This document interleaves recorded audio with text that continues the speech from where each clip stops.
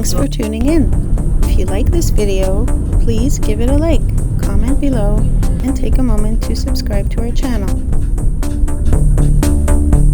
Baysville, Ontario, is a charming village nestled in the heart of Muskoka. It is known for its rich history and beautiful natural surroundings. Baysville was founded in the late 1800s, starting as a small settlement around a sawmill, built by William H. Brown.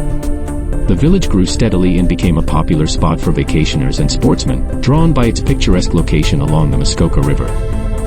Today, Baysville is home to around 400 residents but remains a vibrant community, especially in the summer months, when visitors come to enjoy the area's outdoor activities. One of the key attractions here is Lake of Bays Brewing Company, a local craft brewery that started in 2010 and has grown to become one of Ontario's top craft beer producers. It's a great spot to relax, enjoy a locally brewed beer, and take in the friendly atmosphere of the village.